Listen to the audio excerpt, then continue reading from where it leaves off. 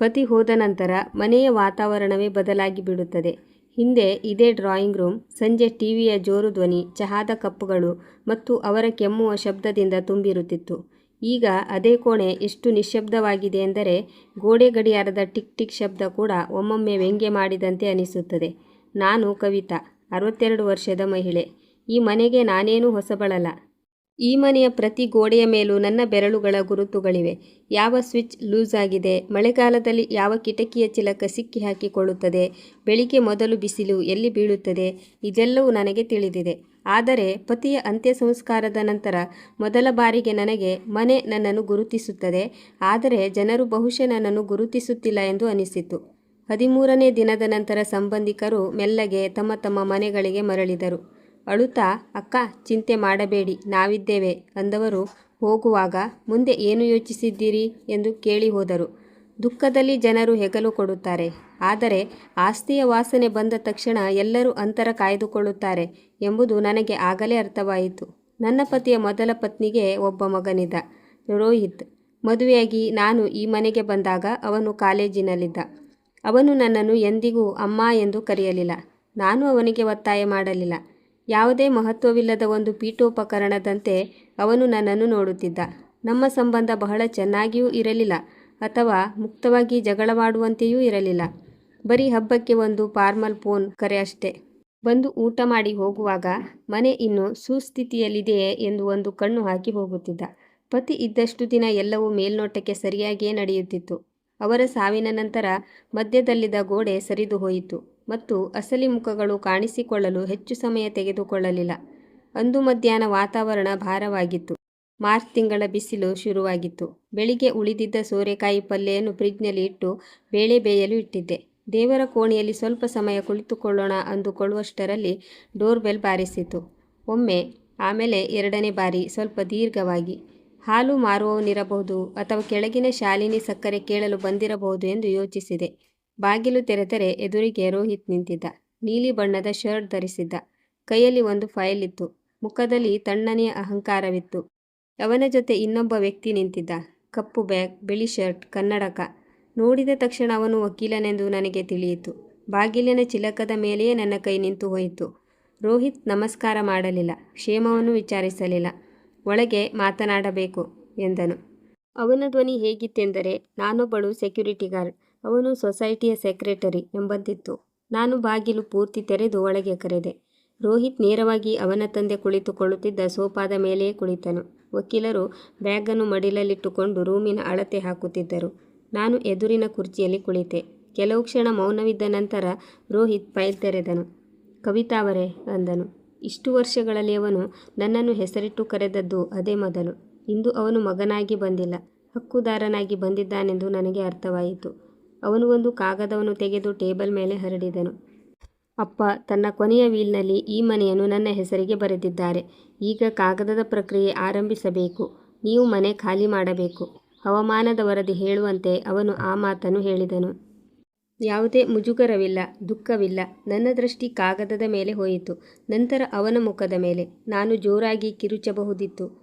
ನಿನ್ನ ತಂದೆಯ ಚಿತೆಯ ಬೂದಿ ಇನ್ನೂ ಆರಿಲ್ಲ, ಆಗಲೇ ಮನೆ ಹಂಚಲು ಬಂದಿದೆಯಾ ಎಂದು ಕೇಳಬಹುದಿತ್ತು. ಆದರೆ ವಯಸ್ಸು ನಮಗೊಂದು ಕಲೆ ಕಲಿಸುತ್ತದೆ. ಎದುರಿಗಿರುವ ವ್ಯಕ್ತಿ ಅವಸರದಲ್ಲಿದ್ದಾಗ ನೀವು ಶಾಂತವಾಗಬೇಕು. ಎದುರಾಳಿ ನಿಮ್ಮನ್ನು ಸೋಲಿಸಿದೆ ಎಂದು ಭಾವಿಸಿದಾಗ ನೀವು ಆರಾಮಾಗಿ ಕುಳಿತುಕೊಳ್ಳಬೇಕು. ನಾನು ಮೆಲ್ಲಗೆ ಕೇಳಿದೆ, ಚಹಾ ಕುಡಿಯುತ್ತೀರಾ? ರೋಹಿತ್ ನಾನು ಅಳಲು ಶುರು ಮಾಡುತ್ತೇನೆ ಅಥವಾ ಕೈ ಮುಗಿಯುತ್ತೇನೆ ಅಂದುಕೊಂಡಿದ್ದ. ನಾನು ಚಹಾ ವಿಚಾರಿಸಿದ ತಕ್ಷಣ ಅವನ ಮುಖದಲ್ಲಿ ನಗು ಮೂಡಿತು. ಎದುರಿಗಿರುವವರು ಸೋತಿದ್ದಾರೆ ಎಂದು ಜನರಿಗೆ ಅನ್ನಿಸಿದಾಗ ಬರುವ ನಗು ಅದು. ಅವನು ಹೌದು ಮಾಡಿಸಿ ಎಂದನು. ವಕೀಲರು ಕೂಡ ಒಪ್ಪಿದರು. ನಾನು ಅಡುಗೆ ಮನೆಗೆ ಹೋಗಿ ಚಾ ಇಟ್ಟೆ. ಕೈಗಳು ತನ್ನ ಕೆಲಸ ಮಾಡುತ್ತಿದ್ದವು. ಮೆದುಳು ತನ್ನ ಕೆಲಸ ಮಾಡುತ್ತಿತ್ತು. ನಾನು ಗಾಬರಿಯಾಗಿದ್ದೆ, ಇಲ್ಲ ಎಂದು ಸುಳ್ಳು ಹೇಳುವುದಿಲ್ಲ. ಪತಿ ಹೋದ ದುಃಖ ಇನ್ನೂ ಹಸಿಯಾಗಿರುವಾಗಲೇ ಅವನು ಮನೆ ಖಾಲಿ ಮಾಡಿಸಲು ಬಂದಿದ್ದ.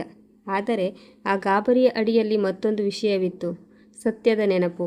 ಯಾವ ಕಾಗದ ಎಲ್ಲಿದೆ, ಯಾವ ರಸೀದಿ ಯಾವ ಕವರ್ನಲ್ಲಿದೆ, ಈ ಮನೆಗೆ ಮೊದಲ ಬಾರಿ ದುಡ್ಡು ಎಲ್ಲಿಂದ ಬಂತು, ಯಾವ ಬ್ಯಾಂಕ್, ಯಾವ ಲಾಕರ್, ಯಾವ ಒಡವೆ, ನನಗೆ ಎಲ್ಲವೂ ನೆನಪಿತ್ತು. ಟ್ರೇನಲ್ಲಿ 3 ಕಪ್ ಚಹಾ ಮತ್ತು ತಿಂಡಿ ಇಟ್ಟುಕೊಂಡು ಬಂದೆ.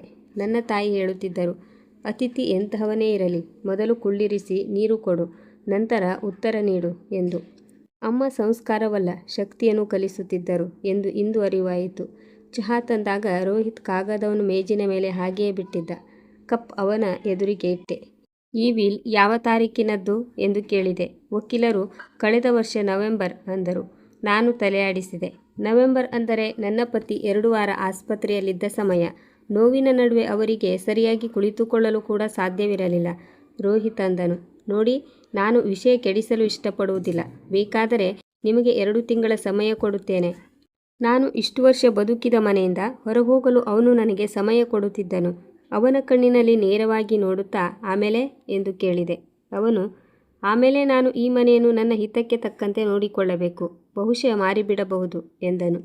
ಹಳೆಯ ಕಾರಿನ ಬಗ್ಗೆ ಮಾತನಾಡುವಂತೆ ಅವನು ಮನೆಯ ಬಗ್ಗೆ ಮಾತನಾಡಿದನು.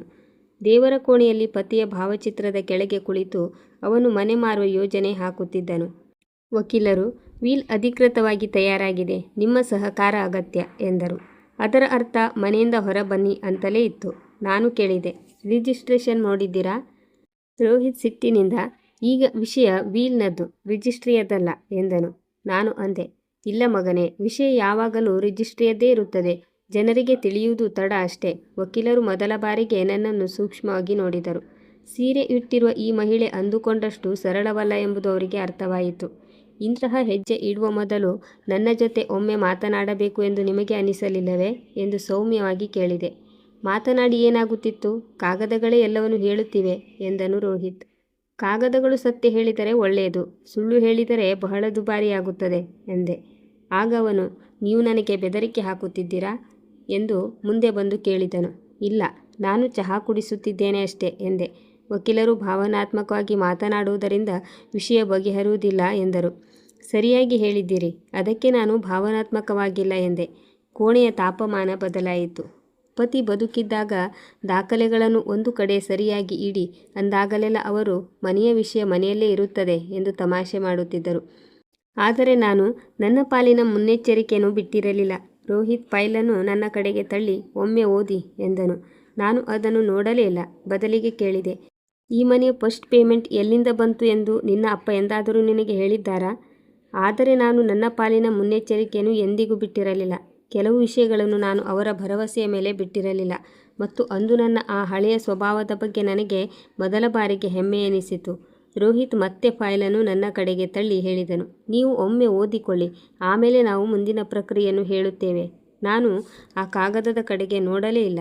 ಬದಲಿಗೆ ಕೇಳಿದೆ, ನಿನ್ನ ಅಪ್ಪ ನಿನಗೆ ಎಂದಾದರೂ ಹೇಳಿದ್ದಾರಾ ಈ ಮನೆಯ ಮೊದಲ ಪಾವತಿ ಎಲ್ಲಿಂದ ಬಂತು ಎಂದು? ಅವನು ಹುಬ್ಬುಗಂಟಿಕ್ಕಿದನು. ಬಹುಶಃ ನಾನು ವಿಷಯ ಬದಲಿಸುತ್ತಿದ್ದೇನೆ ಎಂದು ಅವನಿಗೆ ಅನ್ನಿಸಿತು. ನನಗೆ ಅದರ ಅಗತ್ಯವಿಲ್ಲ. ಮನೆ ಅವರ ಹೆಸರಿನಲ್ಲಿತ್ತು ಅಂದನು. ನಾನು ಹೇಳಿದೆ, ಹೆಸರು ಯಾರದ್ದು ಮತ್ತು ಹಣ ಯಾರದ್ದು ಎಂಬುದು 2 ಬೇರೆ ಬೇರೆ ವಿಷಯಗಳು, ಅದರಲ್ಲೂ ಈ ದೇಶದಲ್ಲಿ ಮತ್ತು ಅದರಲ್ಲೂ ಹೆಣ್ಣು ಮಕ್ಕಳ ವಿಷಯದಲ್ಲಿ. ವಕೀಲರು ಈಗ ಪೂರ್ತಿ ಜಾಗರೂಕರಾದರು. ಅವರು ಮೆಲ್ಲಗೆ ಗಂಟಲು ಸರಿಪಡಿಸಿಕೊಂಡು ಹೇಳಿದರು, ನಿಮ್ಮ ಬಳಿ ಏನಾದರೂ ದಾಖಲೆಗಳಿದ್ದರೆ ನೀವು ತೋರಿಸಬಹುದು. ನಾನು ಅವರ ಕಡೆಗೆ ನೋಡಿದೆ. ಕೇವಲ ಒಂದು ಕ್ಷಣ, ನಂತರ ಎದ್ದು ನಿಂತೆ. ರೋಹಿತ್ ಬಹುಶಃ ನಾನು ಹೆದರಿ ನನ್ನ ಕೋಣೆಗೆ ಹೋಗುತ್ತಿದ್ದೇನೆ ಅಥವಾ ಯಾರಿಗೋ ಫೋನ್ ಮಾಡಲಿದ್ದೇನೆ ಎಂದು ಭಾವಿಸಿದನು. ಅವನ ಮುಖದಲ್ಲಿ ಮತ್ತೆ ಅದೇ ಗೆಲುವಿನ ನಗು ಬಂದಿತು. ನನ್ನನ್ನು ನೋಡಿ ಹೇಳಿದನು, ನೋಡಿ, ವಿಷಯವನ್ನು ಹೆಚ್ಚು ಬೆಳೆಸಬೇಡಿ, ಇದರಿಂದ ನಿಮಗೆ ತೊಂದರೆಯಾಗುತ್ತದೆ. ನಾನು ಹಿಂದೆ ತಿರುಗಿ ಅವನನ್ನು ನೋಡಿದೆ ಮತ್ತು ಮೊದಲ ಬಾರಿಗೆ ಯಾವುದರಲ್ಲಿ ಹೆಣ್ಣು ಮಕ್ಕಳು ವರ್ಷಗಟ್ಟಲೆ ಮೌನವಾಗಿದ್ದ ಮೇಲೆ ಮಾತನಾಡುತ್ತಾರೋ ಆ ಧಾಟಿಯಲ್ಲಿ ಉತ್ತರಿಸಿದೆ, ತೊಂದರೆ ಈಗ ಶುರುವಾಗಿದೆ, ಆದರೆ ಅದು ನನಗಲ್ಲ. ಇಷ್ಟು ಹೇಳಿ ನಾನು ಡ್ರಾಯಿಂಗ್ ರೂಮ್ನಿಂದ ಹೊರಬಂದೆ. ಕೋಣೆಯ ಮೂಲೆಯಲ್ಲಿ ಒಂದು ಹಳೆಯ ಕಬ್ಬಿಣದ ಅಲ್ಮಾರಿ ಇತ್ತು. ಅದರ ಬೀಗದ ಕೈಯನ್ನು ನಾನು ಯಾವಾಗಲೂ ನನ್ನ ಸೀರೆಯ ಸೆರಗಿನಲ್ಲಿ ಕಟ್ಟಿರುತ್ತಿದ್ದೆ. ಅಲ್ಮಾರಿಯ ಒಳಗೆ ಒಂದು ಹಳೆಯ ಕೆಂಪು ಬಟ್ಟೆ ಇಡಲಾಗಿತ್ತು. ಅದರ ಕೆಳಗೆ ಫೈಲ್ಗಳಿದ್ದವು. ಬ್ಯಾಂಕ್ ಪಾಸ್ಬುಕ್, ಮದುವೆಯ ಪ್ರಮಾಣ ಪತ್ರ, ಲಾಕರ್ ದಾಖಲೆಗಳು, ಚಿನ್ನದ ಒಡವೆಗಳ ಪಟ್ಟಿ, ಹಳೆಯ ಹಣ ತುಂಬಿದ ರಸೀದಿಗಳು ಮತ್ತು ಕೆಲವು ಕಾಗದಗಳು. ಅವುಗಳನ್ನು ನಾನು ವರ್ಷಗಟ್ಟಲೆ ಯಾರಿಗೂ ತೋರಿಸಿರಲಿಲ್ಲ. ನಾನು ಒಂದೊಂದೇ ಫೈಲ್ ಕೈಗೆತ್ತಿಕೊಂಡೆ. ನನ್ನ ಬೆರಳುಗಳು ನಡುಗಲಿಲ್ಲ. ಇದೇ ಆಶ್ಚರ್ಯದ ಸಂಗತಿ. ದುಃಖದಲ್ಲಿ ಕೈಗಳು ನಡುಗುತ್ತವೆ, ಅವಮಾನದಲ್ಲಿ ಧ್ವನಿ ನಡುಗುತ್ತದೆ, ಆದರೆ ಸತ್ಯ ನಿಮ್ಮ ಜೊತೆಗಿದ್ದಾಗ ದೇಹವು ಕೂಡ ನೆಟ್ಟಗೆ ನಿಲ್ಲುತ್ತದೆ. ನಾನು ಫೈಲ್ಗಳ ಒಂದು ಸಣ್ಣ ಕಂತೆ ಮಾಡಿದೆ. ಅಲ್ಮಾರಿ ಮುಚ್ಚಿ ಬೀಗದ ಕೈಯನ್ನು ಮತ್ತೆ ಸೆರಗಿನಲ್ಲಿ ಕಟ್ಟಿಕೊಂಡೆ. ಕೋಣೆಯಿಂದ ಹೊರಬಂದಾಗ ಡ್ರೆಸ್ಸಿಂಗ್ ಟೇಬಲ್ ಕನ್ನಡಿಯಲ್ಲಿ ನನ್ನ ನೋಟ ಬಿತ್ತು. ಅದರಲ್ಲಿ ಒಬ್ಬ ಮುದಿ ಮಹಿಳೆ ಕಾಣುತ್ತಿದ್ದಳು. ಮುಖದಲ್ಲಿ ಆಯಾಸ, ಕಣ್ಣುಗಳ ಹತ್ತಿರ ಸುಕ್ಕುಗಳು, ಬಿಳಿ ಕೂದಲಿನ ಎಳೆಗಳು. ಆದರೆ ಅದೇ ಕನ್ನಡಿಯಲ್ಲಿ ನನಗೆ ಇನ್ನೊಂದು ವಿಷಯ ಕಂಡಿತು. ಭಯದ ಹಿಂದೆ ಅಡಗಿದ್ದ ಗಟ್ಟಿ ಹಠ. ನಾನು ಮತ್ತೆ ಡ್ರಾಯಿಂಗ್ ರೂಮ್ ಕಡೆಗೆ ಹೊರಟೆ. ಒಳಗೆ ಹೋಗುತ್ತಿದ್ದಂತೆ ನೋಡಿದೆ, ರೋಹಿತ್ ಫೋನ್ನಲ್ಲಿ ಯಾರಿಗೋ ಮೆಸೇಜ್ ಮಾಡುತ್ತಿದ್ದ. ಬಹುಶಃ ಮೊದಲೇ ಗೆಲುವಿನ ಸುದ್ದಿ ಬರೆಯುತ್ತಿದ್ದನೇನೋ. ವಕೀಲರು ನಾನು ಬರುವುದನ್ನು ಕಂಡು ನೆಟ್ಟಗೆ ಕುಳಿತರು. ನಾನು ಏನೂ ಮಾತನಾಡದೆ ಫೈಲ್ಗಳ ಕಂತೆಯನ್ನು ಸೆಂಟರ್ ಟೇಬಲ್ ಮೇಲೆ ಇಟ್ಟೆ. ಶಬ್ದ ಅಷ್ಟೇನೂ ಜೋರಾಗಿರಲಿಲ್ಲ. ಆದರೆ ಇಬ್ಬರು ಕುತ್ತಿಗೆ ಎತ್ತಿ ಅದನ್ನು ನೋಡಿದರು. ನಾನು ಕುಳಿತುಕೊಳ್ಳಲಿಲ್ಲ, ನಿಂತಿದ್ದು ಹೇಳಿದ್ದೆ, ಈಗ ನನ್ನ ಮಾತು ಕೇಳು. ಆ ಕ್ಷಣದಲ್ಲಿ ಮೊದಲ ಬಾರಿಗೆ ರೋಹಿತ್ ಮುಖದಿಂದ ಆ ಸುಲಭದ ನಗು ಮಾಯವಾಯಿತು. ನಾನು ಎಲ್ಲಕ್ಕಿಂತ ಮೇಲಿದ್ದ ಫೈಲ್ ಮೇಲೆ ಕೈಯಿಟ್ಟೆ. ದೀರ್ಘವಾಗಿ ಉಸಿರಾಡಿ ಮನಸ್ಸಿನಲ್ಲೇ ಅಂದುಕೊಂಡೆ, ಈಗ ನೋಡುತ್ತೇನೆ ಯಾವ ಕಾಗದಕ್ಕೆ ಎಷ್ಟು ಯೋಗ್ಯತೆ ಇದೆ ಎಂದು. ನಾನು ಎಲ್ಲಕ್ಕಿಂತ ಮೇಲಿದ್ದ ಫೈಲ್ ತೆರೆದು ಮೊದಲ ಕಾಗದ ತೆಗೆದೆ. ರೋಹಿತ್ ನೋಟ ಇನ್ನೂ ಅದೇ ಅಹಂಕಾರದಿಂದ ನನ್ನ ಕೈಗಳ ಮೇಲಿತ್ತು. ಅವನಿಗೆ ಪೂರ್ತಿ ನಂಬಿಕೆ ಇತ್ತು. ನಾನು ಯಾವುದೋ ಹಳೆಯ ವಿದ್ಯುತ್ ಬಿಲ್ ತೆಗೆಯುತ್ತೇನೆ ಮತ್ತು ನಾನೇ ಸುಮ್ಮನಾಗುತ್ತೇನೆ ಎಂದುಕೊಂಡಿದ್ದ. ವಕೀಲರು ಈಗ ಅಷ್ಟು ಆರಾಮಾಗಿ ಕುಳಿತಿರಲಿಲ್ಲ. ಅವರು ತಮ್ಮ ಕನ್ನಡಕವನ್ನು ಸ್ವಲ್ಪ ಮೇಲೆ ಸರಿಸಿಕೊಂಡು ಮುಂದೆ ಬಾಗಿ ನೋಡಿದರು. ನಾನು ಕಾಗದವನ್ನು ಅವರ ಮುಂದೆ ಇಟ್ಟು ಹೇಳಿದೆ, ಇದು ನನ್ನ ಮದುವೆಯ ನೋಂದಣಿ ದಿನಾಂಕ, ನೋಡಿಕೊಳ್ಳಿ. ನಂತರ ಎರಡನೇ ಕಾಗದ ತೆಗೆದೆ. ಇದು ಆ ಲಾಕರ್ನ ದಾಖಲೆ. ಇದನ್ನು ನನ್ನ ತವರು ಮನೆಯವರು ಮದುವೆಯ ನಂತರ ನನ್ನ ಹೆಸರಿನಲ್ಲಿ ತೆರೆಯಿಸಿದ್ದರು. ನಂತರ ಮೂರನೆಯದು, ಇದು ಬ್ಯಾಂಕ್ ಪಾಸ್ಬುಕ್ ಮತ್ತು ಇದು ನಾನು ಒಂದು ಸಣ್ಣ ರಸೀದಿಯನ್ನು ಬೇರ್ಪಡಿಸಿ ಮೇಜಿನ ಮೇಲೆ ತಳ್ಳಿದೆ. ಇದು ಚಿನ್ನವನ್ನು ಮಾರಿದ ರಸೀದಿ. ಇದನ್ನು ನಾನು ಮನೆಯ ಮೊದಲ ಪಾವತಿಯ ಸಮಯದಲ್ಲಿ ನೀಡಿದ್ದೆ. ರೋಹಿತ್ ತಕ್ಷಣ ಮಾತು ಕತ್ತರಿಸಿ ಅಂದನು, ಇದಕ್ಕೂ ಮನೆಗೂ ಏನು ಸಂಬಂಧ? ಅಪ್ಪ ಮನೆ ಕೊಂಡುಕೊಂಡಿದ್ದರು, ಹೆಸರು ಅವರದ್ದೇ ಇತ್ತು. ನಾನು ಅವನ ಕಡೆಗೆ ನೋಡಿ ಅಂದೆ, ಇದನ್ನೇ ನೀನು ಎಂದಿಗೂ ಅರ್ಥ ಮಾಡಿಕೊಳ್ಳಲು ಪ್ರಯತ್ನಿಸಲಿಲ್ಲ. ಮನೆ ಕೇವಲ ಹೆಸರಿನಿಂದ ಕೊಳ್ಳಲಾಗುವುದಿಲ್ಲ, ಹಣದಿಂದ ಕೊಳ್ಳಲಾಗುತ್ತದೆ. ಮತ್ತು ಹಣ ಎಲ್ಲಿಂದ ಬಂತು ಎಂಬುದು ನಿಜವಾದ ಕಥೆಯಾಗಿರುತ್ತದೆ. ಅವನು ಗಾಬರಿ ಮುಚ್ಚಿಡಲು ಪ್ರಯತ್ನಿಸುತ್ತಾ ನಕ್ಕು ಹೇಳಿದನು, ಅಂದರೆ ಈಗ ನೀವು ಹೇಳುತ್ತೀರಾ ಅಪ್ಪನ ಬಳಿ ಹಣವೇ ಇರಲಿಲ್ಲ ಎಂದು? ನಾನು ಅಂದೆ, ನಾನು ಹಾಗೆ ಹೇಳಲಿಲ್ಲ. ನಾನು ಹೇಳಿದ್ದು ಇಷ್ಟೇ, ಈ ಮನೆಯ ಪಾಯದಲ್ಲಿ ನನ್ನ ಹಣ ಹೋಗಿದೆ, ನನ್ನ ಒಡವೆಗಳು ಹೋಗಿವೆ, ನನ್ನ ಎಫ್ ಡಿ ಮುರಿಯಲಾಗಿದೆ. ನನ್ನ ಮದುವೆಯಲ್ಲಿ ನನಗೆ ಸಿಕ್ಕಿದ್ದು ಅದು ಕಾನೂನುಬದ್ಧವಾಗಿ ನನ್ನದಾಗಿತ್ತು. ಅದೇ ಇಲ್ಲಿ ಬಳಕೆಯಾಗಿದೆ. ನೀವು ಅದರ ಮೇಲೆ ವೀಲ್ ತೋರಿಸಲು ಬಂದಿದ್ದೀರಿ. ವಕೀಲರು ಮೊದಲ ಬಾರಿಗೆ ನೇರವಾಗಿ ನನ್ನನ್ನು ಕೇಳಿದರು, ನಿಮ್ಮ ಬಳಿ ಟ್ರಾನ್ಸಾಕ್ಷನ್ ಲಿಂಕ್ ಇದೆಯೇ? ಅಂದರೆ ಈ ಹಣ ಪ್ರಾಪರ್ಟಿ ಪೇಮೆಂಟ್ಗೆ ಸಂಬಂಧಿಸಿದ್ದು ಎಂದು ತೋರಿಸುವ ದಾಖಲೆ. ನಾನು ಅವಸರ ಮಾಡದೆ ಮುಂದಿನ ಕಾಗದ ತೆರೆದೆ. ಬ್ಯಾಂಕ್ನಿಂದ ಹಣ ವಿತ್ಡ್ರಾ ಮಾಡಿದ ಎಂಟ್ರಿ, ಅದರ ನಂತರ ಬಿಲ್ಡರ್ನ ರಸೀದಿ, ನಂತರ ದಿನಾಂಕಗಳನ್ನು ಹೊಂದಿಸಿ ಇಟ್ಟೆ. ನಾನು ಅಂದೆ, ಇದು ನೋಡಿ, ಮೊದಲು ನನ್ನ ಖಾತೆಯಿಂದ ಹಣ ತೆಗೆದಿದ್ದು, ಅದೇ ವಾರ ಬಿಲ್ಡರ್ಗೆ ಅಡ್ವಾನ್ಸ್ ನೀಡಿದ್ದು, ನಂತರ ಇದು ಎರಡನೇ ವಿತ್ಡ್ರಾವಲ್, ನಂತರ ಮುಂದಿನ ಕಂತು, ಇದು F D premature closure, ಅದರ ಬೆನ್ನಲ್ಲೇ ರಿಜಿಸ್ಟ್ರಿಗಿಂತ ಮುಂಚಿನ ದೊಡ್ಡ ಪೇಮೆಂಟ್. ಎಲ್ಲವೂ ದಿನಾಂಕದ ಪ್ರಕಾರ ಇದೆ. ನಾನು ಕತೆ ಹೇಳುತ್ತಿಲ್ಲ, ಲೆಕ್ಕ ಹೇಳುತ್ತಿದ್ದೇನೆ. ರೋಹಿತ್ ಮುಖದಲ್ಲಿ ಈಗ ಸ್ಪಷ್ಟವಾಗಿ ಚಡಪಡಿಕೆ ಕಾಣಿಸಿತು. ಅವನು ಬೇಗನೆ ಕಾಗದಗಳನ್ನು ಎತ್ತಿಕೊಂಡು 2-3 ಬಾರಿ ತಿರುವಿ ಹಾಕಿದನು. ನಂತರ ಏನಾದರೂ ಹೇಳಿ ವಿಷಯ ನಿಭಾಯಿಸಿ ಎಂದು ಹೇಳುವಂತೆ ವಕೀಲರ ಕಡೆಗೆ ನೋಡಿದನು. ವಕೀಲರು ಈಗ ಏನೂ ಹೇಳಲಿಲ್ಲ, ಕೇವಲ ಓದುತ್ತಿದ್ದರು. ನಾನು ಅಲ್ಲೇ ನಿಂತು ಮಾತನಾಡಲು ಶುರು ಮಾಡಿದೆ.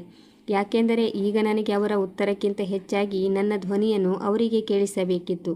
ನಿನಗೆ ನೆನಪಿದೆಯೇ ರೋಹಿತ್, ನೀನು ಕೆಲಸಕ್ಕೆ ಸೇರಿದ ಮೇಲೆ ಮೊದಲ ಬಾರಿ ಇಲ್ಲಿಗೆ ಬಂದಾಗ ನಿನ್ನ ಅಪ್ಪ ಹೆಮ್ಮೆಯಿಂದ ಹೇಳಿದ್ದರು, ನಮ್ಮ ಮನೆ ತಯಾರಾಯಿತೆಂದು. ನಿನಗೆ ಕೇವಲ ಹೊಸ ಪೇಂಟ್ ಕಂಡಿತು, ಹೊಸ ಗೇಟ್ ಕಂಡಿತು. ನಿನಗೆ ಆ ವರ್ಷ ನಾನು ನನ್ನ ಕೈಯಲ್ಲಿದ್ದ ದಪ್ಪನೆಯ ಬಂಗಾರದ ಬಳೆಗಳನ್ನು ಕಳಚಿದ್ದು ಕಾಣಲಿಲ್ಲ. ನನ್ನ ತಾಯಿ ಬೀಳ್ಕೊಡುವಾಗ ಹಾಕಿದ್ದ ಆ ಉದ್ದನೆಯ ಹಾರ ಇದ್ದಕ್ಕಿದ್ದಂತೆ ಯಾಕೆ ಮಾಯವಾಯಿತು ಎಂದು ನಿನಗೆ ಕಾಣಲಿಲ್ಲ. ನಾನು 2 ವರ್ಷಗಳ ಕಾಲ ಹೊಸ ಬಟ್ಟೆ ಯಾಕೆ ಕೊಳ್ಳಲಿಲ್ಲ ಎಂಬುದು ನಿನಗೆ ಕಾಣಲಿಲ್ಲ. ನಿಮ್ಮ ಅಭ್ಯಾಸವೇ ಅದು. ಮನೆಯನ್ನು ಸಿದ್ಧವಾಗಿರುವ ಸ್ಥಿತಿಯಲ್ಲಿ ನೋಡುವುದು, ಅದನ್ನು ಕಟ್ಟುವಲ್ಲಿ ಯಾರದ್ದು ಏನು ಹೋಯಿತು ಎಂಬ ಕಡೆಗೆ ನೀವು ನೋಡುವುದೇ ಇಲ್ಲ. ರೋಹಿತ್ ಸಿಟ್ಟಿನಿಂದ ಅಂದನು, ಇದೆಲ್ಲ ಭಾವನಾತ್ಮಕ ಡ್ರಾಮಾ, ಕಾನೂನಿನ ಮಾತು ಆಡಿ. ನಾನು ಕಾಗದದ ಮೇಲೆ ಬೆರಳು ತಟ್ಟುತ್ತಾ ಅಂದೆ, ಇದೇ ಕಾನೂನಿನ ಮಾತು. ಸ್ತ್ರೀಧನ ಎಂದು ಕೇಳಿದೆಯಲ್ಲವೇ, ಅಥವಾ ಬರೀ ವೀಲ್ ಬರೆಸುವುದನ್ನಷ್ಟೇ ಕಲಿತಿದ್ದೀಯಾ? ನನ್ನ ತವರು ಮನೆಯಿಂದ ಚಿನ್ನ, ನಗದು, ಉಡುಗೊರೆ ಏನೇನು ಸಿಕ್ಕಿತೋ ಅದು ನನ್ನದಾಗಿತ್ತು, ನಿನ್ನ ಅಪ್ಪನದಲ್ಲ. ನನ್ನ ಇಚ್ಛೆಯಂತೆ ನಾನು ಆ ಹಣವನ್ನು ಈ ಮನೆಗಾಗಿ ಹೂಡಿಕೆ ಮಾಡಿದೆ ಮತ್ತು ಹೂಡಿದ್ದಕ್ಕಾಗಿ ನನ್ನ ಬಳಿ ರೆಕಾರ್ಡ್ ಇದೆ. ರೆಕಾರ್ಡ್ ಇರುವುದರಿಂದಲೇ ನೀನು ಇಂದು ನನ್ನ ಎದುರು ಕುಳಿತು ನನ್ನನ್ನೇ ಮನೆಯಿಂದ ಹೊರಹಾಕುವ ಮಾತು ಆಡಲು ಸಾಧ್ಯವಿಲ್ಲ. ವಕೀಲರು ಮೆಲ್ಲಗೆ ಕೇಳಿದರು, ನಿಮ್ಮ ಪತಿ ಎಂದಾದರೂ ಈ ಬಗ್ಗೆ ಲಿಖಿತವಾಗಿ ಏನನ್ನಾದರೂ ಒಪ್ಪಿಕೊಂಡಿದ್ದರಾ? ನಾನು ಅಂದೆ, ಹೌದು. ಪೂರ್ತಿಯಾಗಿ ಅಲ್ಲದಿದ್ದರೂ ಎಷ್ಟು ಬೇಕೋ ಅಷ್ಟಿದೆ. ನಾನು ಒಂದು ಹಳೆಯ ಕೈಬರಹದ ಕಾಗದ ತೆಗೆದೆ. ಅದರ ಮೇಲೆ ನನ್ನ ಪತಿಯ ಕೈಬರಹವಿತ್ತು. ಅದು ಪೂರ್ತಿ ಕಾನೂನುಬದ್ಧ ಹೇಳಿಕೆಯಾಗಿರಲಿಲ್ಲ, ಆದರೆ ಅದರಲ್ಲಿ ಸ್ಪಷ್ಟವಾಗಿ ಬರೆಯಲಾಗಿತ್ತು, ಆರಂಭಿಕ ಹಣವನ್ನು ನನ್ನ ಒಡವೆಗಳನ್ನು ಮಾರಿ ಮತ್ತು ನನ್ನ ಉಳಿತಾಯದಿಂದ ನೀಡಲಾಗಿದೆ ಎಂದಿತ್ತು. ಅದರ ಕೆಳಗೆ ಅವರ ಸಹಿ ಇತ್ತು. ನಾನು ಆ ಕಾಗದವನ್ನು ವಕೀಲರಿಗೆ ಕೊಟ್ಟೆ. ಅವರ ಮುಖದ ಬಣ್ಣ ಸ್ವಲ್ಪ ಬದಲಾಯಿತು. ಇವಳು ಕೇವಲ ಒಬ್ಬ ಹೆದರಿರುವವರದ್ದೆಯಲ್ಲ, ಬದಲಾಗಿ ಪೂರ್ತಿ ತಯಾರಿಯೊಂದಿಗೆ ಕುಳಿತಿರೋ ಮಹಿಳೆ ಎಂಬುದು ಅವರಿಗೆ ಈಗ ಅರ್ಥವಾಗತೊಡಗಿತ್ತು. ರೋಹಿತ್ ಹತಾಶೆಯಿಂದ ಅಂದನು, ಇದೆಲ್ಲವನ್ನು ಆಮೇಲೆ ಕೂಡ ಸೃಷ್ಟಿಸಬಹುದು. ನಾನು ತಕ್ಷಣ ಉತ್ತರಿಸಿದೆ, ಸರಿಯಾಗಿ ಹೇಳಿದೆ. ಅದಕ್ಕೆ ನಾನು ಕೇವಲ ಒಂದು ಕಾಗದ ಇಟ್ಟಿಲ್ಲ. ನಾನು ಬ್ಯಾಂಕ್ ರೆಕಾರ್ಡ್ ಇಟ್ಟಿದ್ದೇನೆ, ಲಾಕರ್ ಆಪರೇಷನ್ ಮಾಡಿದ ದಿನಾಂಕ ಇಟ್ಟಿದ್ದೇನೆ, ಚಿನ್ನ ಮಾರಿದ ರಸೀದಿ ಇಟ್ಟಿದ್ದೇನೆ, FD ಕ್ಲೋಸ್ ಆದ ರೆಕಾರ್ಡ್ ಇಟ್ಟಿದ್ದೇನೆ. ಫೇಕ್ ವಸ್ತುಗಳು ಒಬ್ಬಂಟಿಯಾಗಿ ಬರುತ್ತವೆ, ನಿಜವಾದ ವಸ್ತುಗಳು ಕುಟುಂಬವನ್ನು ಕರೆದುಕೊಂಡು ಬರುತ್ತವೆ. ಅವನು ತುಟಿ ಕಚ್ಚಿಕೊಂಡನು. ಅವನು ಆಟ ಬಹಳ ಸುಲಭ ಎಂದು ಅಂದುಕೊಂಡಿದ್ದ. ತಂದೆ ತೀರಿ ಹೋಗಿದ್ದಾರೆ, ತಾಯಿ ಒಬ್ಬಂಟಿಯಾಗಿದ್ದಾಳೆ. ಒಬ್ಬ ವಕೀಲರನ್ನು ಕರೆದೊಯ್ಯೋಣ, 2 ಕಾಗದ ಅಲುಗಾಡಿಸೋಣ, ಮನೆ ಖಾಲಿ ಮಾಡಿಸೋಣ ಅಂದುಕೊಂಡಿದ್ದ. ಅಡುಗೆ ಮನೆ ಮತ್ತು ಪೂಜೆಗೆ ಮಾತ್ರ ಸೀಮಿತ ಎಂದು ಅವನು ಅಂದುಕೊಂಡಿದ್ದ ಹೆಣ್ಣು ಮಗಳು ತನ್ನ ಮದುವೆಯ ಜೀವನದುದ್ದಕ್ಕೂ ದಾಖಲೆಗಳನ್ನು ಎಷ್ಟು ಜಾಗರೂಕತೆಯಿಂದ ಕಾಪಾಡಿಕೊಂಡಿದ್ದಾಳೆ ಎಂದು ಅವನಿಗೆ ತಿಳಿದಿರಲಿಲ್ಲ. ನಾನು ಕುಳಿತುಕೊಂಡೆ. ಈಗ ನಿಂತು ಮಾತನಾಡುವ ಅಗತ್ಯವಿರಲಿಲ್ಲ. ಮೈದಾನ ನನ್ನ ಕಡೆಗೆ ವಾಲಿತ್ತು. ನಾನು ನೀರಿನ ಗ್ಲಾಸ್ ಎತ್ತಿಕೊಂಡು ಒಂದು ಗುಟುಕು ಕುಡಿದೆ. ನಂತರ ಅಂದೆ, ಸರಿ, ಈಗ ನಿನ್ನ ವೀಲ್ನ ವಿಷಯಕ್ಕೆ ಬರೋಣ. ನವೆಂಬರ್ ತಿಂಗಳ ದಿನಾಂಕ ಅಲ್ವೇ? ಅದೇ ನವೆಂಬರ್ನಲ್ಲಿ ನಿನ್ನ ಅಪ್ಪ ಆಸ್ಪತ್ರೆಯಲ್ಲಿದ್ದಾಗ ಈ ವೀಲ್ ತಯಾರಾಗಿದೆಯೇ? ರೋಹಿತ್ ಹೌದು ಅಂದನು. ನಾನು ಹೇಳಿದೆ, ಹಾಗಾದರೆ ಆ ವಾರ ಅವರು ತಮ್ಮ ಹೆಸರನ್ನು ಕೂಡ ನೆಟ್ಟಗೆ ಬರೆಯಲು ಸಾಧ್ಯವಾಗುತ್ತಿರಲಿಲ್ಲ. ಅವರಿಗೆ ಔಷಧಿಗಳ ಪ್ರಭಾವ ಎಷ್ಟಿತ್ತೆಂದರೆ ಇಬ್ಬಿಬ್ಬರು ನರ್ಸ್ಗಳು ಅವರನ್ನು ಹಾಸಿಗೆ ಮೇಲೆ ಎಬ್ಬಿಸಿ ಕೂರಿಸಬೇಕಿತ್ತು. ಮತ್ತು ನೀನು ಹೇಳುತ್ತಿದ್ದೀಯಾ, ಅವರು ಕುಳಿತು ಪೂರ್ತಿ ಕಾಗದ ತಯಾರಿಸಿದರು, ಸಾಕ್ಷಿಗಳನ್ನು ಕರೆಸಿದರು, ಎಲ್ಲವನ್ನು ಮಾಡಿದರು. ಎಲ್ಲಿ? ಆಸ್ಪತ್ರೆಯಲ್ಲ, ಮನೆಯಲ್ಲ? ಯಾವ ದಿನ? ಯಾರ ಮುಂದೆ? ವಕೀಲರು ಈಗ ಮೊದಲ ಬಾರಿಗೆ ರೋಹಿತ್ ಕಡೆಗೆ ನೋಡಿದರು. ನೇರವಾಗಿ, ರೆಪ್ಪೆ ಬಡಿಯದೆ ನೋಡಿದರು. ಆ ನೋಟವೇ ಬಹಳಷ್ಟನ್ನು ಹೇಳುತ್ತಿತ್ತು. ರೋಹಿತ್ ಚಡಪಡಿಸುತ್ತಾ ಹೇಳಿದನು, ಎಲ್ಲ ಪ್ರೊಸೀಜರ್ ಫಾಲೋ ಮಾಡಲಾಗಿತ್ತು. ನಾನು ತಕ್ಷಣ ಕೇಳಿದೆ, ಹೌದಾ? ಹಾಗಾದರೆ ಸಾಕ್ಷಿ ಯಾರು? ನಾನು ಇರಲಿಲ್ಲ, ನೆರೆಹೊರೆಯವರು ಇರಲಿಲ್ಲ, ನಿನ್ನ ಅಪ್ಪನ ಹಳೆಯ ಸ್ನೇಹಿತರು ಆ ಸಮಯದಲ್ಲಿ ಊರಿನಲ್ಲಿ ಇರಲಿಲ್ಲ. ಡಾಕ್ಟರ್ಗೆ ನಾನೇ ಡಿಸ್ಚಾರ್ಜ್ ಪೇಪರ್ಗಾಗಿ 10 ಬಾರಿ ಫೋನ್ ಮಾಡಿದ್ದೆ. ಹಾಗಾದರೆ ಈ ಸಾಕ್ಷಿಗಳು ಎಲ್ಲಿಂದ ಬಂದರು? ಅವನು ಉತ್ತರಿಸಲು ಪ್ರಯತ್ನಿಸಿದನು, ಆದರೆ ಧ್ವನಿ ಮೊದಲಿನಷ್ಟು ಗಟ್ಟಿಯಾಗಿರಲಿಲ್ಲ. ಅವನು ಹೇಳಿದನು, ನೀವು ಇದನ್ನೆಲ್ಲ ಕೋರ್ಟ್ನಲ್ಲಿ ಹೇಳಿ. ನಾನಂದೆ, ಕೋರ್ಟ್ನ ಅವಶ್ಯಕತೆ ಬಂದರೆ ಖಂಡಿತ ಹೇಳುತ್ತೇನೆ. ಆದರೆ ಅದಕ್ಕಿಂತ ಮೊದಲು ನಾನು ಇನ್ನೊಂದು ಕಾಗದ ತೋರಿಸುತ್ತೇನೆ. ಅದರಿಂದ ನಿನಗೆ ನೀನು ಬಂದ ದಾರಿ ತಪ್ಪಾಗಿದೆ ಎಂದು ಅರ್ಥವಾಗುತ್ತದೆ. ನಾನು ಫೈಲ್ ಮಧ್ಯದಿಂದ ಒಂದು ಕಂದು ಬಣ್ಣದ ಕವರನ್ನು ತೆಗೆದೆ. ಅದರಲ್ಲಿ ಪ್ರಾಪರ್ಟಿಗೆ ಸಂಬಂಧಿಸಿದ ರಸೀದಿಗಳು ಮತ್ತು ರಿಜಿಸ್ಟ್ರಿಯ ಕಾಪಿ ಇತ್ತು. ಇದು ಒರಿಜಿನಲ್ ಕಾಗದವಲ್ಲ, ಕೇವಲ ನಕಲು ಪ್ರತಿ. ನಾನು ಅದನ್ನು ಮೇಜಿನ ಮೇಲೆ ಹರಡಿದೆ. ವಕೀಲರು ಅದನ್ನು ನೋಡಿದ ತಕ್ಷಣ ಇನ್ನು ಮುಂದೆ ಬಾಗಿ ಕುಳಿತುಕೊಂಡರು. ನಾನು ನನ್ನ ಬೆರಳಿನಿಂದ ಒಂದೊಂದೇ ಸಾಲನ್ನು ತೋರಿಸಲು ಶುರು ಮಾಡಿದೆ. ಬುಕ್ಕಿಂಗ್ ಮೊತ್ತ, ನಂತರದ ಕಂತು, ನಂತರ ಇಂಟೀರಿಯರ್ಗಾಗಿ ಪ್ರತ್ಯೇಕ ಪಾವತಿ, ಸ್ಟ್ಯಾಂಪ್ ಡ್ಯೂಟಿಗಿಂತ ಮೊದಲು ಮಾಡಿದ ದೊಡ್ಡ ವಿತ್ಡ್ರಾವಲ್. ನಾನು ಅಂದೆ, ಹೆಸರು ಅವರದ್ದೇ ಇರಲಿ, ಆದರೆ ಹಣದ ಮೂಲದ ಜಾಡು ಇಲ್ಲಿದೆ ಮತ್ತು ಈ ಜಾಡು ನನ್ನ ಬಳಿ ಇದೆ. ಯಾವ ಮನೆ ನನ್ನ ಉಳಿತಾಯ, ನನ್ನ ಒಡವೆಗಳು, ನನ್ನ ಸ್ತ್ರೀಧನದ ಮೇಲೆ ನಿಂತಿದೆಯೋ ಅದರ ಮುಂದೆ ನಿನ್ನ ಈ ನಕಲಿ ವೀಲ್ ಕೇವಲ ಒಂದು ಕಾಗದದ ಚೂರಾಗಿ ಉಳಿಯುತ್ತದೆ. ರೋಹಿತ್ ಕೋಪದಿಂದ ಮೇಜಿನ ಮೇಲೆ ಕೈ ತಟ್ಟಿದನು. ಕಪ್ ಅಲುಗಾಡಿತು. ಚಹಾದ ಕೊನೆಯ ಹನಿ ಸಾಸರ್ ಮೇಲೆ ಬಿತ್ತು. ಅವನು ಕೇಳಿದನು, ನೀವು ಯಾಕೆ ಪ್ರತಿಯೊಂದನ್ನು ನಿಮ್ಮ ಹೆಸರಿಗೆ ಮಾಡಿಕೊಳ್ಳುತ್ತಿದ್ದೀರಿ? ಅಪ್ಪ ಕೂಡ ದುಡಿದಿದ್ದರಲ್ಲವೇ? ನಾನು ಶಾಂತ ಧ್ವನಿಯಲ್ಲಿ ಅಂದೆ, ನಾನು ಪ್ರತಿಯೊಂದನ್ನು ನನ್ನ ಹೆಸರಿಗೆ ಮಾಡುತ್ತಿಲ್ಲ. ನಾನು ಕೇವಲ ಸತ್ಯವನ್ನು ನಿನ್ನ ಮುಂದೆ ಇಡುತ್ತಿದ್ದೇನೆ. ನಿನ್ನ ಅಪ್ಪ ದುಡಿದಿದ್ದು ಸರಿ, ಆದರೆ ಮನೆಯನ್ನು ನಡೆಸಿದವರು ಯಾರು? ಉಳಿಸಿದವರು ಯಾರು? ಕಂತು ಕಟ್ಟಲು ಹಣವಿಲ್ಲದಿದ್ದಾಗ ಒಡವೆ ಮಾರಿದವರು ಯಾರು? ಬ್ಯಾಂಕ್ ಲೈನ್ನಲ್ಲಿ ನಿಂತವರು ಯಾರು? ರಾತ್ರಿ ಲೆಕ್ಕ ಬರೆಯುತ್ತಿದ್ದವರು ಯಾರು? ನೀನಲ್ಲ, ನಿನ್ನ ಅಪ್ಪ ಕೂಡ ಒಮ್ಮೊಮ್ಮೆ ಮಾತ್ರ ಮಾಡುತ್ತಿದ್ದರು. ಹೆಚ್ಚಾಗಿ ನಾನೇ ಮಾಡುತ್ತಿದ್ದೆ. ಅವನು ವ್ಯಂಗ್ಯವಾಗಿ ಹೇಳಿದನು. ಹಾಗಾದರೆ ಈಗ ನೀವು ಈ ಮನೆ ನಿಮ್ಮದೇ ಎಂದು ಸಾಬೀತುಪಡಿಸುತ್ತೀರಾ? ನಾನು ಅಂದೆ, ಇಲ್ಲ, ನಾನು ಸಾಬೀತುಪಡಿಸುವುದು ಇಷ್ಟೇ, ನೀನು ನನ್ನನ್ನು ಹೆದರಿಸಿ ಏನನ್ನೂ ಪಡೆದುಕೊಳ್ಳಲು ಸಾಧ್ಯವಿಲ್ಲ ಎಂದು ತಿಳಿದುಕೋ. ಒಮ್ಮೊಮ್ಮೆ ಸತ್ಯ ಗೆಲ್ಲಲು ಕಿರುಚಬೇಕಿಲ್ಲ, ಕೇವಲ ದಿನಾಂಕಗಳನ್ನು ಹೊಂದಿಸಿದರೆ ಸಾಕು. ಮನೆಯಲ್ಲಿ ಸುಮ್ಮನಿರುವ ಮನುಷ್ಯ ದುರ್ಬಲ ಎಂದು ತಿಳಿಯಬೇಡಿ. ಹಲವು ಬಾರಿ ಅವರೇ ಎಲ್ಲಕ್ಕಿಂತ ಹೆಚ್ಚು ತಯಾರಾಗಿರುತ್ತಾರೆ. ಅಷ್ಟರಲ್ಲಿ ನಡೆದ ಈ ವಿಷಯ ಈ ಹುಡುಗನ ಅಹಂಕಾರವನ್ನೆಲ್ಲ ಇಳಿಸಿಬಿಟ್ಟಿತ್ತು. ವಕೀಲರು ಬಹಳ ಜಾಗರೂಕತೆಯಿಂದ ಕೇಳಿದರು, ನಿಮ್ಮ ಬಳಿ ಮೂಲ ರಿಜಿಸ್ಟ್ರಿ ಕೂಡ ಇದೆಯೇ? ಈಗ ಅವರ ಧ್ವನಿಯಲ್ಲಿ ವೃತ್ತಿಪರ ಜಾಗರೂಕತೆ ಇತ್ತು. ಯಾಕೆಂದರೆ ಆರಂಭದಲ್ಲಿ ಸಹಕರಿಸಿ ಎಂದು ಹೇಳುತ್ತಿದ್ದ ವಕೀಲರೇ ಈಗ ದಾಖಲೆಗಳ ಅಸಲಿಯತ್ತನ್ನು ಅಳೆಯುತ್ತಿದ್ದರು. ನಾನು ಅಂದೆ, ನನ್ನ ಬಳಿ ಇದೆ, ಕೇವಲ ರಿಜಿಸ್ಟ್ರಿ ಮಾತ್ರವಲ್ಲ, ಅದರ ಹಿಂದಿನ ಪತ್ರ ವ್ಯವಹಾರದ ಪ್ರತಿಗಳೂ ಇವೆ. ಬಿಲ್ಡರ್ಗೆ ಬರೆದ ಪತ್ರಗಳು, ಬ್ಯಾಂಕ್ ಸೀಲು ಇರುವ ಎಂಟ್ರಿ ಎಲ್ಲವೂ ಇವೆ. ನಿನಗೆ ಗೊತ್ತೇ ರೋಹಿತ್, ನಾನು ತುಂಬ ಓದಿಕೊಂಡಿರೋ ಮಹಿಳೆಯಲ್ಲ. ಆದರೆ ನನಗೊಂದು ಅಭ್ಯಾಸವಿತ್ತು. ನನ್ನ ವಸ್ತುವಿನ ಲೆಕ್ಕ ನಾನು ಇಟ್ಟುಕೊಳ್ಳುತ್ತೇನೆ. ಯಾಕೆಂದರೆ ಹೆಣ್ಣು ತನ್ನ ಲೆಕ್ಕವನ್ನು ತಾನು ಇಟ್ಟುಕೊಳ್ಳದಿದ್ದರೆ ಈ ಪ್ರಪಂಚ ಅವಳ ಪಾಲಿನದ್ದನ್ನೇ ಉಪಕಾರ ಎಂದು ಹೇಳಿ ಮಾರಿಬಿಡುತ್ತದೆ. ರೋಹಿತ್ ಈಗ ಪೂರ್ತಿ ಅಸಹಾಯಕನಾಗಿದ್ದ. ಅವನು ವಕೀಲರಿಗೆ ಅಂದನು, ಸರ್, ಇದೆಲ್ಲ ಇರ್ರಿಲಿವೆಂಟ್. Will is final. ಅವನು ಇಂಗ್ಲಿಷ್ನಲ್ಲಿ ಹಾಗೆ ಹೇಳಿದನು, ಇದರಿಂದ ಕಾಗದ ತನ್ನಷ್ಟಕ್ಕೆ ತಾನೇ ಗಟ್ಟಿಯಾಗುತ್ತದೆ ಎಂಬಂತೆ. ವಕೀಲರು ಅವನ ಕಡೆಗೆ ನೋಡಿ ತಗ್ಗಿದ ಧ್ವನಿಯಲ್ಲಿ ಹೇಳಿದರು, ಇಲ್ಲ, ಇದು ಇರ್ರಿಲೆವೆಂಟ್ ಅಲ್ಲ. ಒಂದು ವೇಳೆ ಹಣದ ಮೂಲ ಮೇಡಮ್ ಅವರ ಸ್ತ್ರೀಧನಕ್ಕೆ ಸಂಬಂಧಪಟ್ಟಿದ್ದರೆ ವಿಷಯ ಅಷ್ಟು ಸುಲಭದ್ದಲ್ಲ. ಮತ್ತು ವೀಲ್ ತಯಾರಾದ ರೀತಿಯ ಬಗ್ಗೆಯೂ ಪ್ರಶ್ನೆಗಳಿದ್ದರೆ ಇದು ಇನ್ನೂ ಕಾಂಪ್ಲಿಕೇಟೆಡ್ ಆಗುತ್ತದೆ. ಅವರ ಮಾತಿನಿಂದ ರೋಹಿತ್ಗೆ ಆದ ಆಘಾತ ನನಗೆ ಸ್ಪಷ್ಟವಾಗಿ ಕಂಡಿತು. ಬಹುಶಃ ಮೊದಲ ಬಾರಿಗೆ ಅವನಿಗೆ ಅನ್ನಿಸಿತು, ಎದುರಿಗಿರುವ ವಕೀಲರು ತನ್ನ ಕಡೆಯವರಿಗಿಂತ ಹೆಚ್ಚಾಗಿ ಕಾನೂನಿನ ಕಡೆಯವರೆಂದು. ಅವನು ಕುರ್ಚಿಯಲ್ಲಿ ಹಿಂದೆ ಸರಿದನು. ಕೇಳಿದನು, ಹಾಗಾದರೆ ನೀವು ನನ್ನ ಮಾತು ಕೇಳುತ್ತಿಲ್ಲವೇ? ವಕೀಲರು ಅಂದರು, ನಾನು ನಿಮ್ಮ ಮಾತು ಕೇಳುತ್ತಿದ್ದೇನೆ, ಆದರೆ ಎದುರಿಗಿರುವ ದಾಖಲೆಗಳನ್ನು ನೋಡುತ್ತಿದ್ದೇನೆ. ನಾನು ಮೆಲ್ಲಗೆ ಅಂದೆ, ದಾಖಲೆಗಳ ಮುಂದೆ ಜನ ಹೆಚ್ಚಾಗಿ ಸೋಲುತ್ತಾರೆ. ಅದರಲ್ಲೂ ಹೆಣ್ಣು ಮಕ್ಕಳು ಅಲ್ಮಾರಿಗಳಲ್ಲಿ ಸೀರೆ ಇಡುತ್ತಾರೆ, ಕಾಗದಗಳನ್ನಲ್ಲ ಎಂದು ಯೋಚಿಸುವವರು ಸೋಲುತ್ತಾರೆ. ಅವನು ಎಷ್ಟು ಕಹಿಯಾದ ದೃಷ್ಟಿಯಿಂದ ನನ್ನನ್ನು ನೋಡಿದನೆಂದರೆ, ಒಂದು ವೇಳೆ ನೋಟದಿಂದ ಬೆಂಕಿ ಹತ್ತುವಂತಿದ್ದರೆ ಪರದೆಗಳು ಸುಟ್ಟು ಹೋಗುತ್ತಿದ್ದವು. ಅವನು ಕೇಳಿದನು, ನೀವು ಅಪ್ಪನನ್ನು ನನ್ನ ವಿರುದ್ಧ ಎತ್ತಿ ಕಟ್ಟಿದ್ದೀರಾ? ನಾನು ಸಣ್ಣಗೆ ನಕ್ಕು ಅಂದೆ, ಮಗನೇ, ನಿನ್ನ ಕರ್ಮದ ಶ್ರೇಯಸ್ಸನ್ನು ನನಗೆ ನೀಡಬೇಡ. ಅಂತರವನ್ನು ನೀನೇ ಮಾಡಿಕೊಂಡಿದ್ದೆ. ನಾನು ಬರೀ ಮನೆಯನ್ನು ಸಂಭಾಳಿಸುತ್ತಿದ್ದೆ. ಕೋಣೆಯಲ್ಲಿ ಮತ್ತೆ ಕೆಲವು ಕ್ಷಣ ಮೌನವಾಯಿತು. ಗಡಿಯಾರದ ಟಿಕ್ ಟಿಕ್ ಶಬ್ದ ಮತ್ತೆ ಕೇಳಿಸತೊಡಗಿತು. ಹೊರಗೆ ಯಾರೋ ಬೈಕ್ ಸ್ಟಾರ್ಟ್ ಮಾಡುತ್ತಿದ್ದರು. ಬದುಕು ತನ್ನಷ್ಟಕ್ಕೆ ತಾನು ಸಾಗುತ್ತಿತ್ತು. ಆದರೆ ರೋಹಿತ್ನ ನಡೆ ಮಾತ್ರ ಮೊದಲ ಬಾರಿಗೆ ತತ್ತರಿಸಿತ್ತು. ನಾನು ಕೊನೆಯ ಫೈಲನ್ನು ನನ್ನ ಕಡೆಗೆ ಎಳೆದುಕೊಂಡೆ. ಅದರಲ್ಲಿ ರಿಜಿಸ್ಟ್ರಿಯ ದೃಢೀಕೃತ ಪ್ರತಿ ಇತ್ತು. ಇಲ್ಲಿಯವರೆಗೆ ನಾನು ಬರೀ ಆರಂಭವನ್ನು ತೋರಿಸಿದ್ದೇನೆ. ಅಸಲಿ ಕಾಗದ ನೋಡಿದರೆ ನಿನಗೆ ಈ ವೀಲನ್ನು ಕೈಯಲ್ಲಿ ಹಿಡಿಯಲು ನಾಚಿಕೆಯಾಗುತ್ತದೆ. ವಕೀಲರು ಮೆಲ್ಲಗೆ ಅಂದರು, ನಾನು ನೋಡಲೇಬೇಕು. ನಾನು ಹೇಳಿದೆ, ಖಂಡಿತ ನೋಡಿ, ಆದರೆ ಗಮನವಿಟ್ಟು ನೋಡಿ. ಯಾಕೆಂದರೆ ಇದರ ನಂತರ ವಿಷಯ ಕೇವಲ ಸಿವಿಲ್ ಆಗಿ ಉಳಿಯುವುದಿಲ್ಲ. ನಾನು ಕಾಗದವನ್ನು ವಕೀಲರ ಕಡೆಗೆ ಚಾಚಿದೆ. ಆ ಕ್ಷಣದಲ್ಲಿ ಕೋಣೆಯಲ್ಲಿದ್ದ ಪ್ರತಿಯೊಬ್ಬರಿಗೂ ಆಟ ಬದಲಾಗಿದೆ ಎಂದು ಅರ್ಥವಾಯಿತು. ನಾನು ಕಾಗದ ನೀಡಿದಾಗ ಕೋಣೆಯ ಗಾಳಿ ಭಾರವಾದಂತಾಯಿತು. ರೋಹಿತ್ ನಿಜವಾಗಿಯೂ ಸುಮ್ಮನಾದನು. ವಕೀಲರು ರಿಜಿಸ್ಟ್ರಿಯ ಕಾಪಿಯನ್ನು ಕೈಗೆತ್ತಿಕೊಂಡರು. ಕನ್ನಡಕ ಸರಿಪಡಿಸಿ ಬಹಳ ಗಮನವಿಟ್ಟು ಓದಲು ಶುರು ಮಾಡಿದರು. ನಾನು ಮತ್ತೆ ನನ್ನ ಕುರ್ಚಿಯಲ್ಲಿ ಕುಳಿತುಕೊಂಡೆ. ಈಗ ಗಾಬರಿಯಾಗುವ ಸರದಿ ನನ್ನದಲ್ಲ. ರೋಹಿತ್ ಚಡಪಡಿಕೆಯಿಂದ ಕೇಳಿದನು, ಏನಿದೆ ಅದರಲ್ಲಿ? ವಕೀಲರು ತಕ್ಷಣ ಉತ್ತರಿಸಲಿಲ್ಲ. ಮೊದಲ ಪುಟ ನೋಡಿದರು, ನಂತರ ಎರಡನೇ ಪುಟ, ನಂತರ ಆ ನೋಟಿಂಗ್ ಮೇಲೆ ಕಣ್ಣಾಡಿಸಿದರು. ಅವರ ಮುಖದಲ್ಲಿನ ಬದಲಾವಣೆಯೇ ಯಾವುದೇ ಚರ್ಚೆಗಿಂತ ಹೆಚ್ಚು ಶಕ್ತಿಯುತವಾಗಿತ್ತು. ಒಬ್ಬ ಪ್ರೊಫೆಷನಲ್ ವ್ಯಕ್ತಿ ಇದ್ದಕ್ಕಿದ್ದಂತೆ ಜಾಗರೂಕನಾದನೆಂದರೆ ಎದುರಿಗಿರುವ ವಿಷಯ ಸಾಮಾನ್ಯವಲ್ಲ ಎಂದರ್ಥ.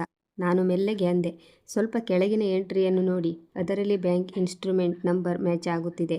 ನಂತರ ನಾನು ಎರಡನೇ ಕಾಗದವನ್ನು ಅವರ ಮುಂದೆ ಇಟ್ಟೆ. ಬ್ಯಾಂಕ್ನಿಂದ ಹಣ ವಿತ್ಡ್ರಾ ಮಾಡಿದ ದಾಖಲೆ, ಅದರ ಜೊತೆ FD ಕ್ಲೋಸರ್ ರೆಕಾರ್ಡ್, ನಂತರ ಚಿನ್ನ ಮಾರಿದ ರಸೀದಿ. ನಾನು ಎಲ್ಲವನ್ನು ಒಂದೇ ಸಾಲಿನಲ್ಲಿಟ್ಟೆ. ದಿನಾಂಕ, ಮೊತ್ತ, ಬ್ಯಾಂಕ್ ಮತ್ತು ಪ್ರಾಪರ್ಟಿ ಪೇಮೆಂಟ್. ವಕೀಲರು ಈಗ ಪೂರ್ತಿ ಸ್ಪಷ್ಟತೆಯೊಂದಿಗೆ ರೋಹಿತ್ ಕಡೆಗೆ ನೋಡಿ ಹೇಳಿದರು, ಈ ಕೇಸ್ ನೀವು ಹೇಳಿದಂತಿಲ್ಲ. ರೋಹಿತ್ ಮುಖ ಸಪ್ಪೆಯಾಯಿತು. ಅವನು ಕೇಳಿದನು, ಅಂದರೆ?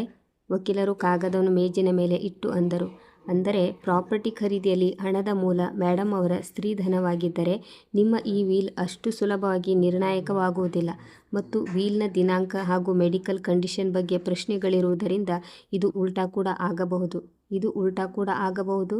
4 ಪದಗಳು ರೋಹಿತ್ನ ಅಹಂಕಾರವನ್ನೆಲ್ಲ ಕಳಚಿದವು. ಅವನು ತಕ್ಷಣ ಅಂದನು, ಸರ್, ಹೆಸರು ಅಪ್ಪನದೇ ಇತ್ತಲ್ಲ. ರಿಜಿಸ್ಟ್ರಿಯಲ್ಲಿ ಅವರ ಹೆಸರಿದೆ. ಅವರೇ ಓನರ್ ಆಗಿದ್ದರು. ವೀಲ್ ಅವರೇ ಮಾಡಿದ್ದಾರೆ. ಇದರಲ್ಲಿ ಇಷ್ಟೊಂದು ಕಾಂಪ್ಲಿಕೇಶನ್ ಏನಿದೆ? ನಾನು ಅಂದೆ, ಕಾಂಪ್ಲಿಕೇಶನ್ ಏನಿದೆ ಎಂದರೆ ನೀನು ಜೀವನವಿಡೀ ಪ್ರತಿಯೊಂದನ್ನು ಮೇಲ್ನೋಟಕ್ಕೆ ಮಾತ್ರ ನೋಡಿದ್ದೀಯಾ. ಹೆಸರು ನೋಡಿದೆ, ಸತ್ಯವನ್ನಲ್ಲ. ಬಾಗಿಲು ನೋಡಿದೆ, ಪಾಯವನ್ನಲ್ಲ. ವಕೀಲರು ತಲೆಯಾಡಿಸಿ ಅಂದರು, ಮೇಡಮ್ ಹೇಳುತ್ತಿರುವುದನ್ನು ತಳ್ಳಿಹಾಕಲು ಸಾಧ್ಯವಿಲ್ಲ. ಸ್ತ್ರೀಧನವನ್ನು ಮಹಿಳೆಯ ಅಬ್ಸಲ್ಯೂಟ್ ಪ್ರಾಪರ್ಟಿ ಎಂದು ಪರಿಗಣಿಸಲಾಗುತ್ತದೆ.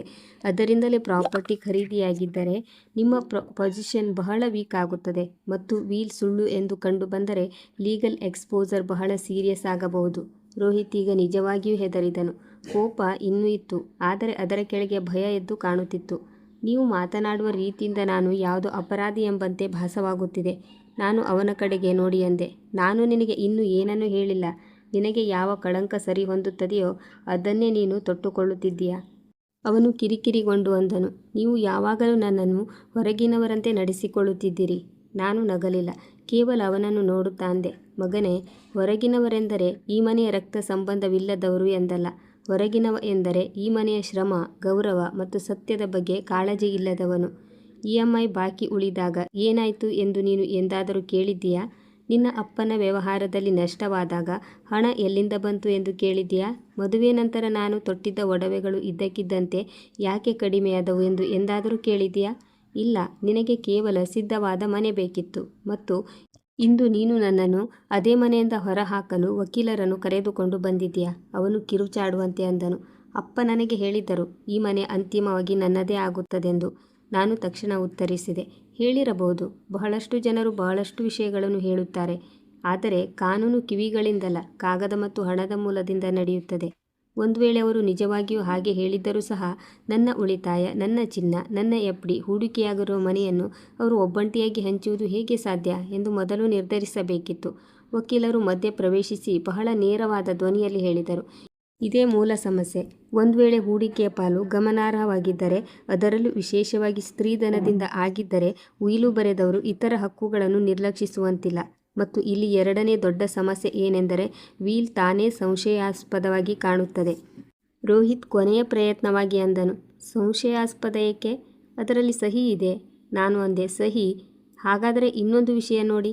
ನಾನು ಎದ್ದು ನಿಂತು ನನ್ನ ಕಂತೆಯಿಂದ ಮತ್ತೊಂದು ಪಾರದರ್ಶಕ ಫೋಲ್ಡರ್ ತೆಗೆದೆ. ಅದರಿಂದ ಆಸ್ಪತ್ರೆಯ ದಾಖಲೆಗಳ ಪ್ರತಿಗಳನ್ನು ಹೊರತೆಗೆದೆ. ದಾಖಲಾದ ದಿನಾಂಕ, ಔಷಧಿಗಳ ಪಟ್ಟಿ, ವೈದ್ಯರ ಟಿಪ್ಪಣಿಗಳು ಎಲ್ಲವನ್ನೂ ವಕೀಲರ ಮುಂದೆ ಇಟ್ಟು ಅಂದೆ, ನೀವು ಹೇಳುತ್ತಿರುವ ವೀಲ್ ತಯಾರಾದ ವಾರವೇ ಇದು.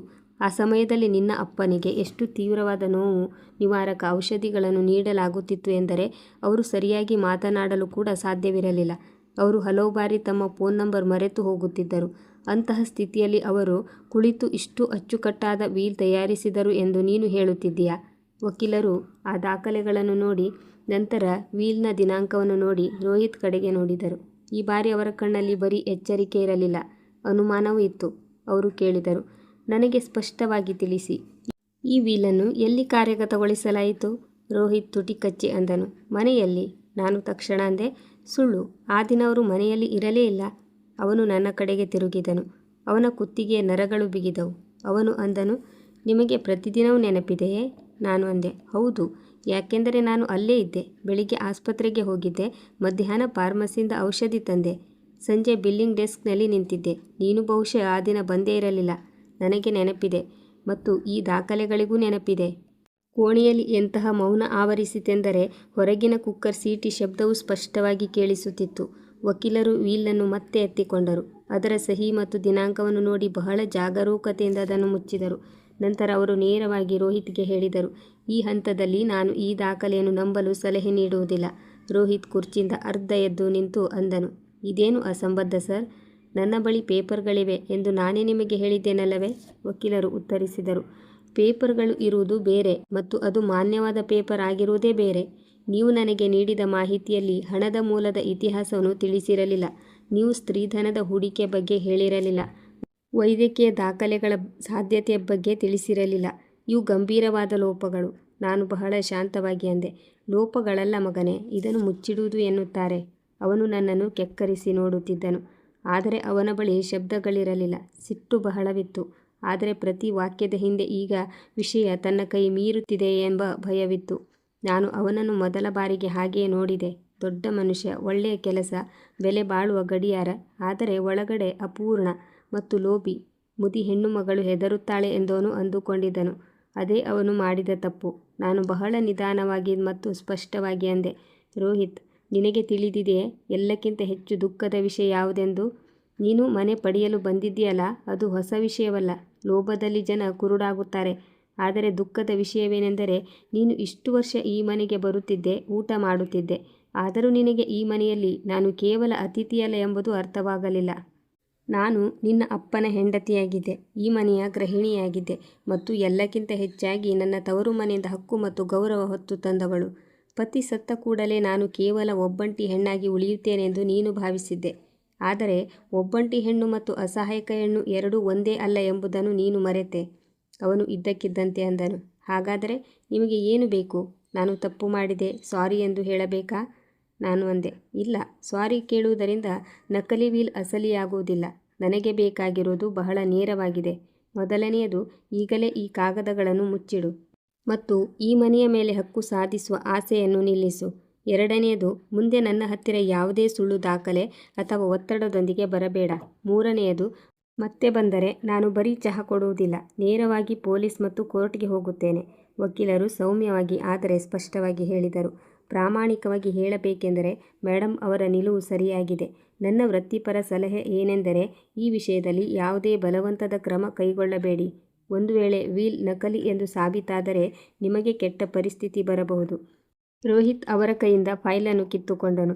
ಅವನ ಮುಖದಲ್ಲಿ ಅವಮಾನವೂ ಇತ್ತು, ಅಹಂಕಾರವೂ ಇತ್ತು. ಅವನು ಅಂದನು, ಫೈನ್, ನೀವು ಬಹಳ ಚೆನ್ನಾಗಿ ತಯಾರಿ ನಡೆಸಿದ್ದೀರಿ. ಬಹುಶಃ ಮೊದಲೇ ಇದೆಲ್ಲವನ್ನು ಯೋಚಿಸಿಟ್ಟಿದ್ದೀರಿ. ನಾನು ಅಂದೆ, ಇಲ್ಲ, ನಾನು ಯಾವಾಗಲೂ ತಯಾರಾಗಿದ್ದೆ ಅಷ್ಟೇ. ಅದಕ್ಕೂ ಇದಕ್ಕೂ ವ್ಯತ್ಯಾಸವಿದೆ. ಅವನು ನಕ್ಕನು, ಆದರೆ ಧ್ವನಿ ಒಡೆಯುತ್ತಿತ್ತು.